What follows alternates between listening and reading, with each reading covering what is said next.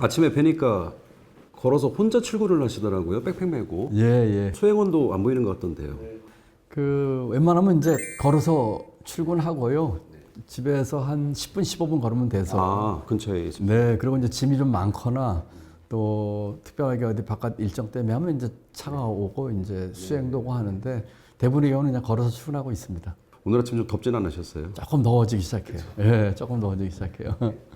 사실 저는 이제 MBC 충북 기자인데요. MBC 충북 기자가 왜 경기도지사를 만나서 이런 자리를 갖게 될까? 우리 지사님 고향이 충북이시지 않습니까? 그렇습니다. 57년도에 음성 금왕에서 태어나셨죠. 예, 맞습니다.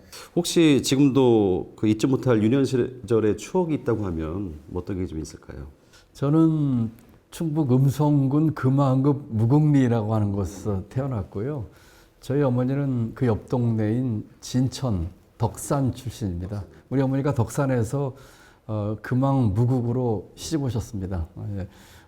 거기서 태어났고 어린 시절 자랐고 어린 시절 제가 제일 좋아하고 기억에 남는 거는 내과에 가서 철렵 받은 게 제일 너무너무 좋아했어요. 언젠가 장성에서 가서 보니까 내가 고기 잡았던 저 큰 그 개울가가 저렇게 조그만 거였나? 지금도 그 개울이 있습니다. 그래서 어린 시절, 소년 시절은 제게는 어머니 품 같은 곳이었죠. 그 당시 마장동에서 시외버스를 타고 이렇게 그 장원 지나서 충북 음성으로 이제 감곡, 생곡 지나서 생극 지나서 오면은 양옆에 미루나무가 쫙 서 있었습니다. 지금은 다 이제 없어졌던데 지금 광교에 저희 집 근처에 그 광교호수에 미루나무가 몇 그루 있어서 그 걸으면서 그 미루나무 볼 때마다 고향 생각합니다. 네. 네, 그러시군요.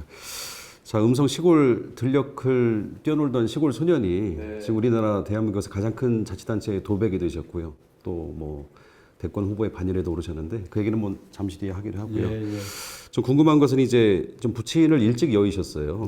그 후에 이제 그 상고, 덕수 상고를 들어가셨고 또 은행원이 되셨지 않습니까? 근데 바로 또 82년도인가요? 네, 입법고시하고 행정고시를 한 해 동시에 합격을 하셔서 또 공직에 또 입문을 하셨어요. 은행원을 하시다가 공무원이 되기로 한 뭐 결정적인 계기라고 할까요? 네. 저희 아버지가 제가 11살 때 돌아가셨습니다. 그리고 돌아가실 때 아버지 나이는 33살이셨습니다. 어머니는 32살에 혼자가 되셔서 저희 사남매를 키우기 위해서 가정고생을 하셨습니다. 제가 사남매 맞입니다.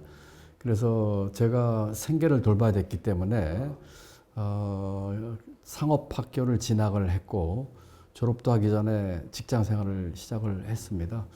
대학은 꿈도 꾸질 못했습니다. 그러다가 몇 해 지나고 너무 공부가 하고 싶어서 야간대학에 진학을 했습니다. 그래서 직장 생활하면서 야간대학 다니다가 우연한 기회에 이제 고시가 있다는 것을 알고 고시 공부를 시작을 했습니다. 고시에 합격해서 공무원 되는 날까지 첫 직장 생활을 했기 때문에 첫 직장 그만두는 날 공무원 발령을 받았죠. 그때는 뭐 어린 시절이어서 어렸을 때에 당했던 그런 어떤 가치 박탈, 그 어려웠던 시절에 대한 보상 심리로 그런 고시라고 하는 것이 있어서 그걸 했던 것으로 지금 생각이 되고요.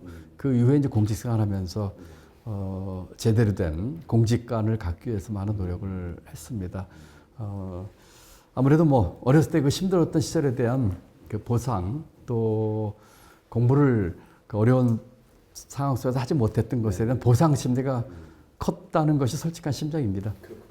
지금 충분히 보상은 받으셨어요?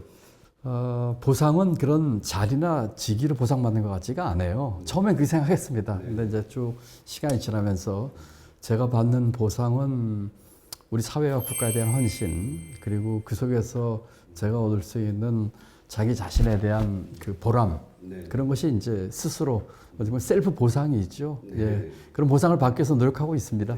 잘 알겠습니다. 그 고시 합격한 후에 첫 근무지로 충청북도를 자원을 하셨다고요? 맞습니다. 예, 저희 그 교육 끝나고 이제 지방에 가서 근무를 해야 되는데 대부분의 저희 고시 동기들은 다 서울을 근무지로 택했고요. 그럼 이제 시청이나 구청 가는데 저는 충북도청을 자원해서 갔습니다. 저는 대대로 충북 사람입니다.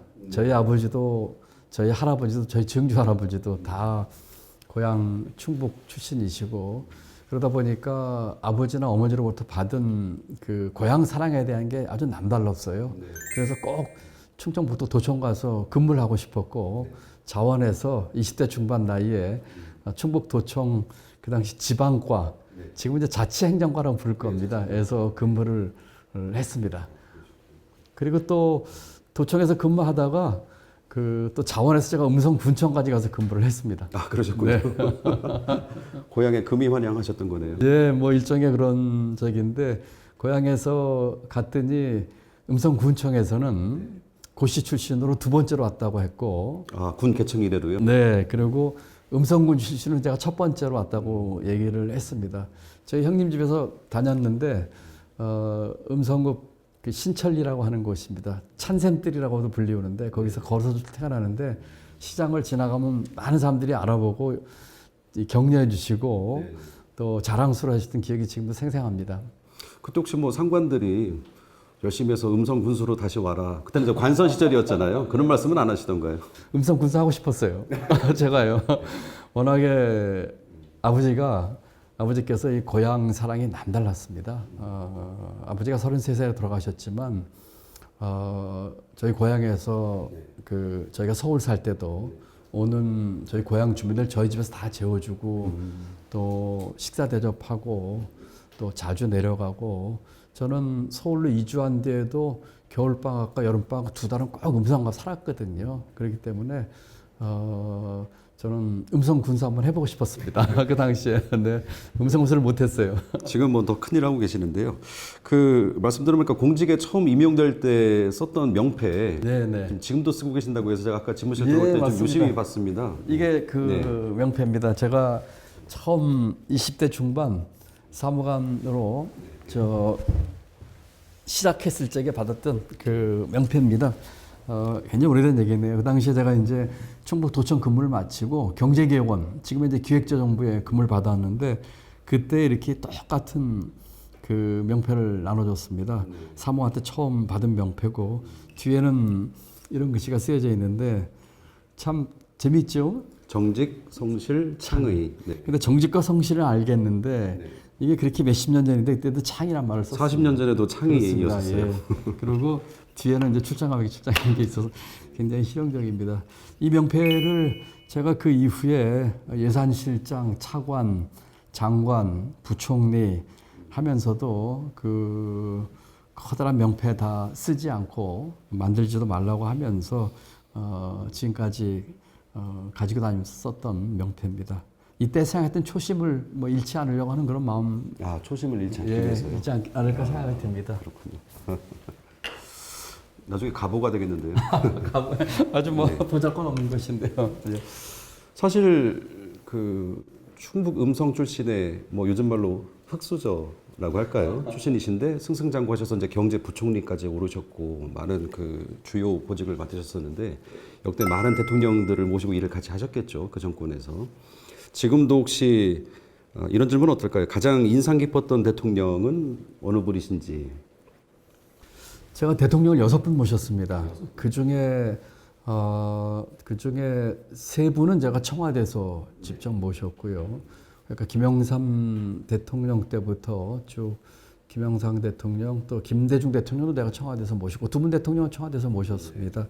그리고 노무현 대통령은 제가 기획재정부에서 지금에 있으면서 비전 2030 보고서를 책임지는 국장으로 모셨었고 또 박근혜 이명박 대통령은 차관 또 장관으로 또 문재인 대통령은 제가 경제부총리로 6분을 가까이서 모셨는데 제가 가장 기억에 남는 대통령은 노무현 대통령입니다. 예, 저는 제가 국장 때 대한민국 25년 뒤의 미래 그리고 그 미래를 달성하기 위한 전략 보고서인 비전 2030을 만든 제가 주역이었었거든요. 그 철학과 비전과 가치를 가장 잘 이해해 준 분이 노무현 대통령이셨고 또 저도 개인적으로는 그 보고서를 통해서 기능적이고 이 기술적인 공무원에서 그 어떤 가치와 철학을 추구하는 공무원으로 이렇게 바뀌는 그런 계기가 되지 않나 싶어서 노무현 대통령이 가장 인상에 남습니다. 국가 비전을 이렇게 고민하시면서 이제 시야도 넓어지시고 그렇습니다. 예, 시야도 넓어지고 더 중요한 거는 이제 가치와 철학이죠. 가치와 철학. 예, 그러니까 공무원들이 흔히 영혼이 없다고 얘기를 하는데 전문성을 가지고 있는지 몰라도 자기가 갖고 있는 대한민국을 어느 방향으로 이끌고 갈지에 대한 어떤 철학, 그런 비전에 대한 생각을 했던 것이죠.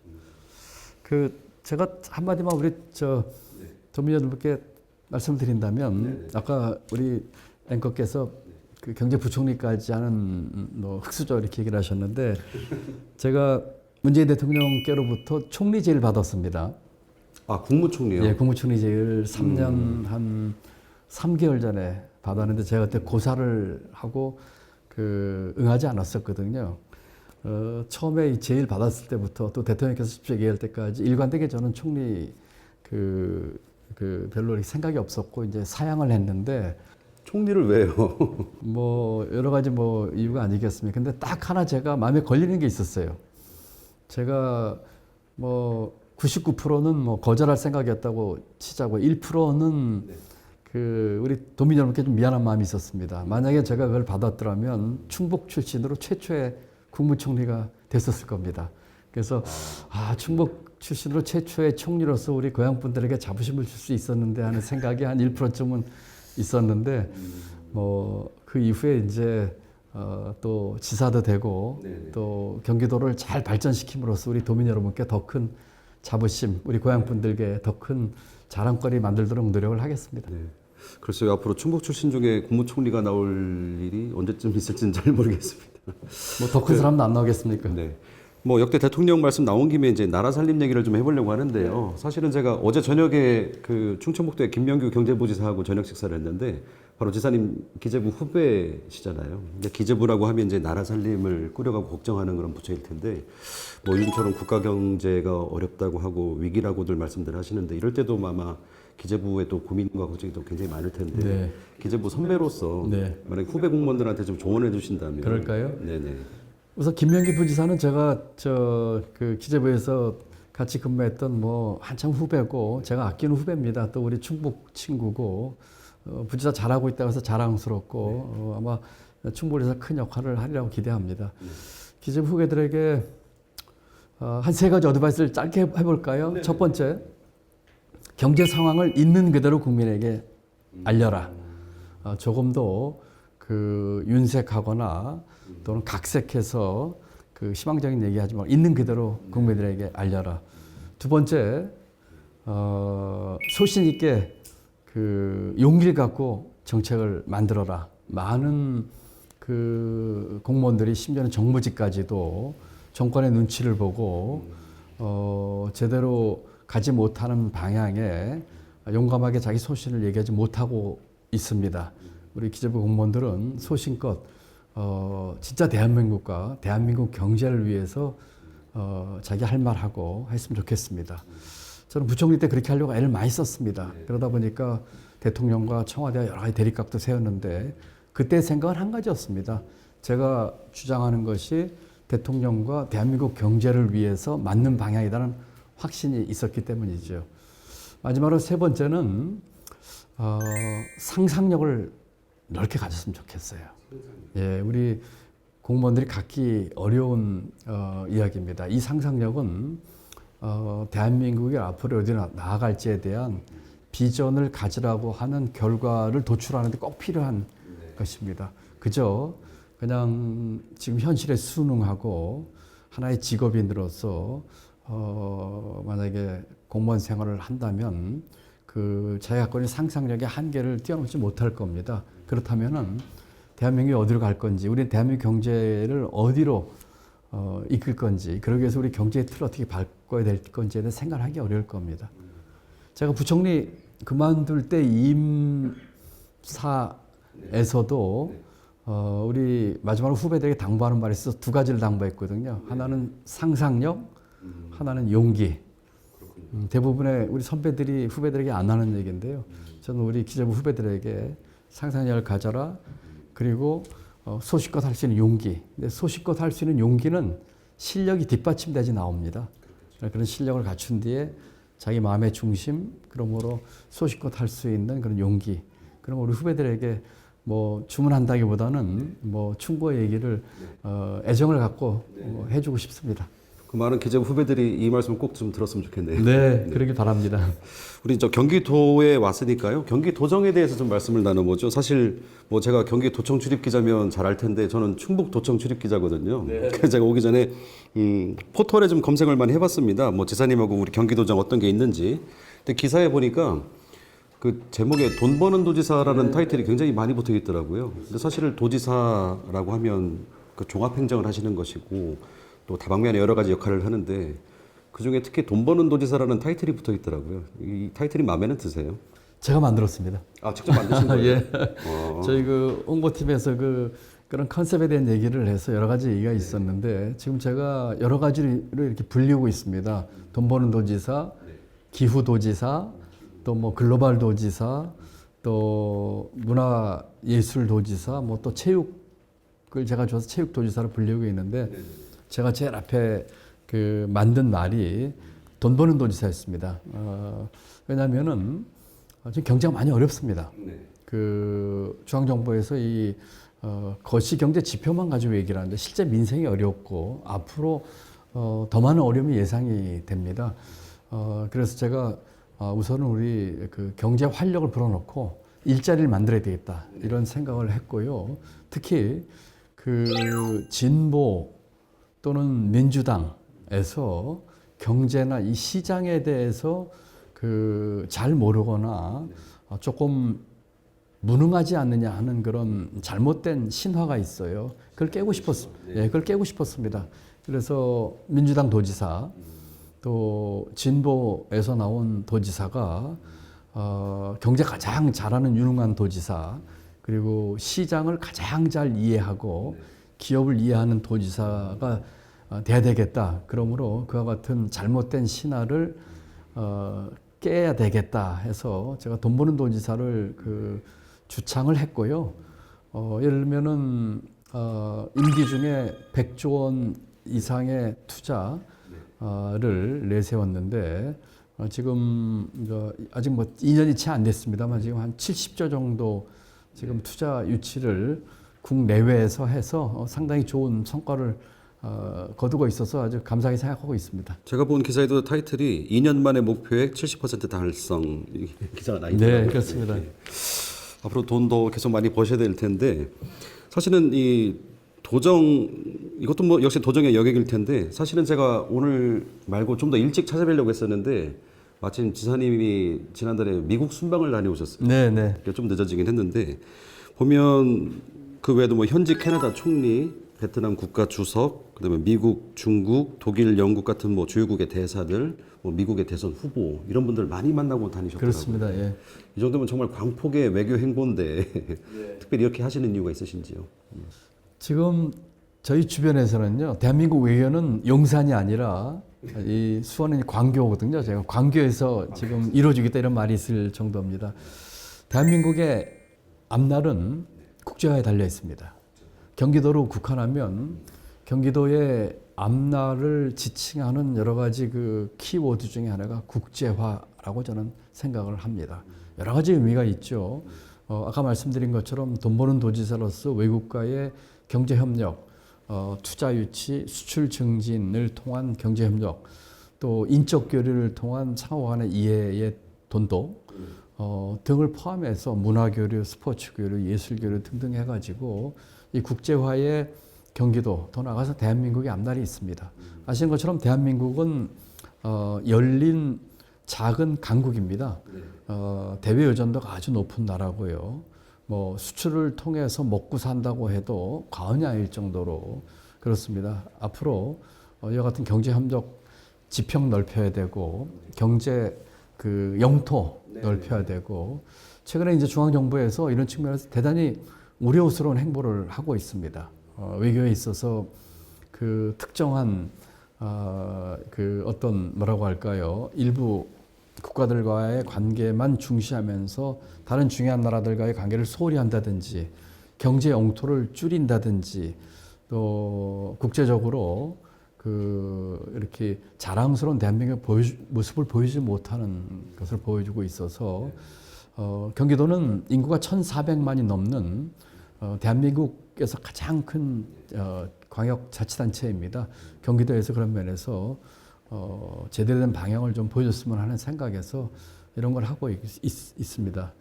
또한 제가 경제부총리까지 하면서 그동안 쌓아왔던 해외의 수많은 인적 네트워크를 활용하기에도 아주 좋은 위치에 있어서 수많은 정치, 경제 이런 지도자분들과 많은 교류를 하면서 경기도의 세계적인 지평을 한층 넓히고 있다. 뭐 이렇게 이해해 주시면 좋을 것 같습니다. 혹시 임기 후반기에 이 나라는 꼭 가봐야 되겠다. 지금 염두에 두고 계신 나라가 있으신가요? 경기도에 가장 도움이 되는 나라죠. 지금까지는 아까 우리 앵커께서 말씀하신 것처럼 한 40개국 가까운 나라와 협력을 했는데 실제로 제가 방문한 나라는 미국, 캐나다, 중국, 인도, 호주, 태국 6개국이었습니다. 경기도에 가장 도움이 되는 나라들 가겠습니다. 아마 그렇게 본다면은 1번은 미국이고요. 두 번째는 중국일 것입니다. 그리고 동남아나 우리 이제 남방 정책이 중요하니까 또는 유럽 국가들 중에서 꼭 필요한 우선순위에 따라서 그리고 저는 해외 가는 것도 이렇게 긴 시간 가지 않고 가서 아주 효율적으로 아주 바쁘게 지내거든요. 짧게 가서 효과 내도록 하겠고요. 작년 11월 때를 하나 예를 들면 호주를 제가 2박 4일 동안 다녀왔습니다. 2박 4일 다녀왔는데 2박 4일 다녀와서 투자 유치를 5조 3천억을 해왔거든요. 원래는 그 정도 규모가 아니었는데 저에게 오는 정보가 제가 직접 가서 그 정책에 대한 얘기를 해주면은 상당한 가능성이 있다 해서 제가 무리해서 2박 4일 다녀왔는데 다행스럽게도 큰 성과를 내서 5조 3천억이라는 투자 유치를 해올 수가 있었습니다. 네. 근데 사실 저도 이제 충북지사가 외국 순방 나갈 때 이제 동행 취재하러 좀 나간 가보셨어요? 경험이 있는데 네. 몇 번 가봤는데 사실은 너무 일정을 촉박하게 잡으면은요 그 아랫분들이 일하시기 대단히 힘들어요. 하루 정도는 쉬는 날을 좀 두시는 것도 좋습니다. 준비하시는데 굉장히 힘들거든. 네, 뭐 그런 점도 있죠. 하여튼 뭐 여담이었고요. 지사님 뵌 김에 이제 정치 얘기를 하지 않을 수가 없는데 이제 우선 궁금한 것은 정치에 입문하겠다는 생각은 언제 그리고 왜 하셨는지 좀 말씀 좀 부탁드릴게요. 제가 정치를 하겠다고 입문한 거는 얼마 안 됩니다. 아마 한 3년 전 정도로 생각이 듭니다. 그 전에 수많은 정치 권유를 받았습니다. 아주 좋은 조건으로 뭐 국회의원 배지 달 수 있는 길 또는 서울시장 보궐선거 또는 거대 양당으로부터 대선 후보로 경선에 참여해달라는 얘기 또 아까 말씀드린 것처럼 뭐 국무총리 제받았는데 전부 제가 거절을 했었거든요. 6년 전에 경제부총리 그만두고 저는 전국을 다니면서 사람 모습 보고 싶었고요. 정치 생각이 없었고요. 사회에 대한 봉사를 하고 싶어서 비영리 산안법인을 만들어서 봉사를 했는데 제가 정치를 입문하게 된 직접적인 계기는 지난번 대선 과정이었습니다. 그때의 대선판이 너무나 잘못 가고 있다고 생각을 했습니다. 우리 대한민국이 어디를 가야 될지 그런 비전 또는 대한민국이 해결해야 될 어떤 아젠다들에 대한 얘기는 하나도 없고 전부 네거티브 또 흙탕물 상대 흠집내기 등등으로 해가지고 그런 선거판을 보면서 저건 아니겠다는 생각을 하게 됐고요. 두 번째는 경제부총리까지 하면서 우리 경제의 틀을 좀 바꿔보고 싶었습니다. 또 경제뿐만 아니라 제가 교육과 사회정책에도 관여를 많이 했는데 아무리 좋은 정책을 만들어도 번번이 틀과 이 어떤 근본을 깨는 데는 한계가 있다고 느꼈는데 그 해답이 정치에 있었어요. 정치판이 바뀌지 않으면 이런 것들을 해결할 수 없겠구나 하는 생각을 하게 됐습니다. 두 가지가 직접적인 이유였던 것 같습니다. 지난번 그래서 대선 판에서 제대로 된 대한민국을 위한 아젠다 설정이 중요하겠다. 그리고 우리가 갖고 있는 지금 경제 잘못된 틀, 교육 시스템, 또 갈등 구조인 사회 구조를 바꾸기 위해서는 정치판이 바뀌어야 되겠다.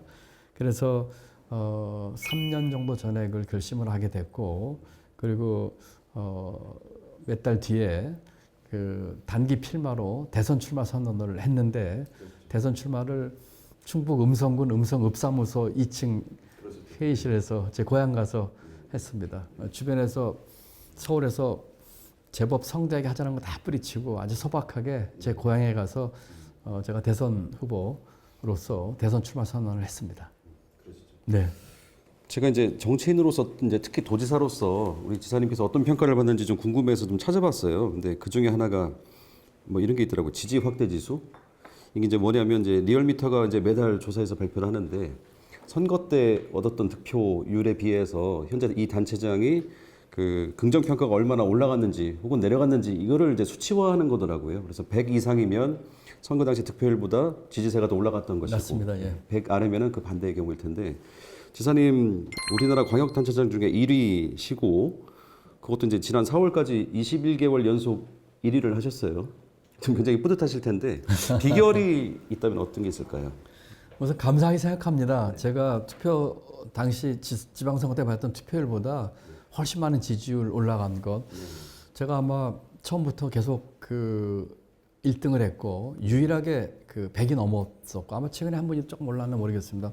그래서 대단히 기쁘게 생각을 하고 있고요. 첫째로는 저는 그 진정성이라고 생각을 합니다.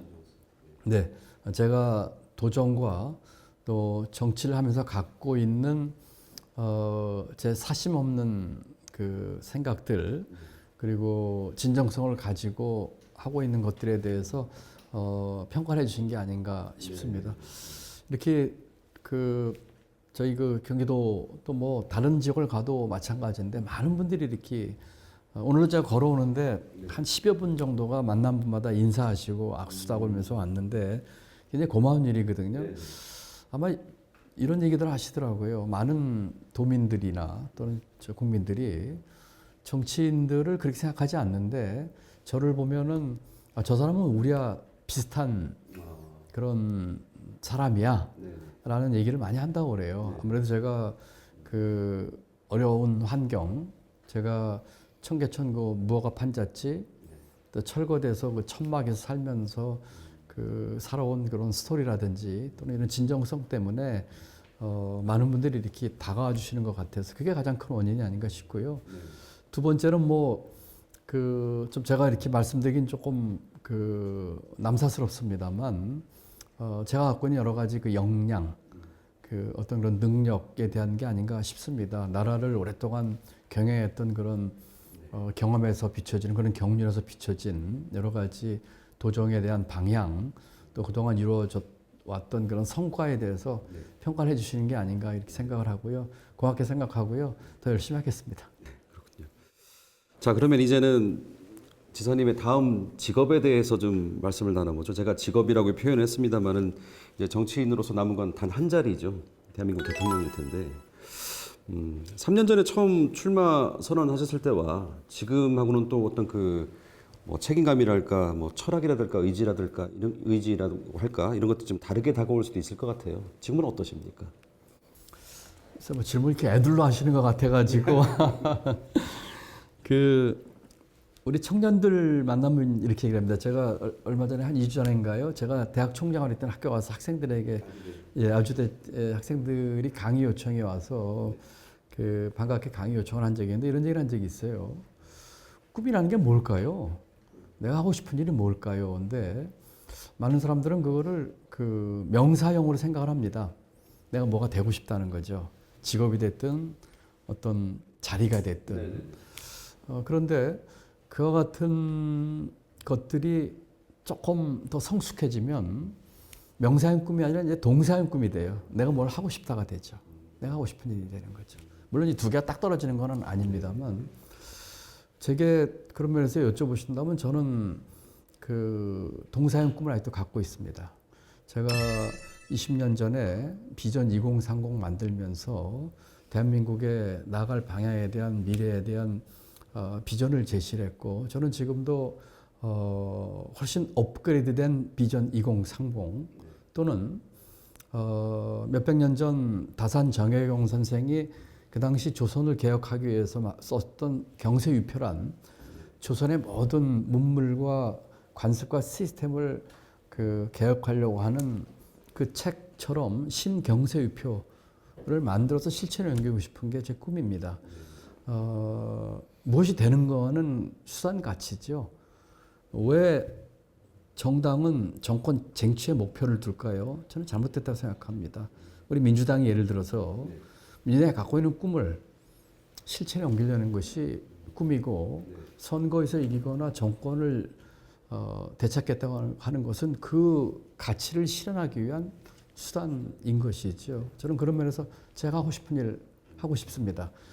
제대로 된 대한민국 그리고 우리 청년들이 미래를 밝게 볼 수 있는 그런 대한민국 더불어 사는 사람 사는 세상 만들고 싶은 게 제 꿈이지요.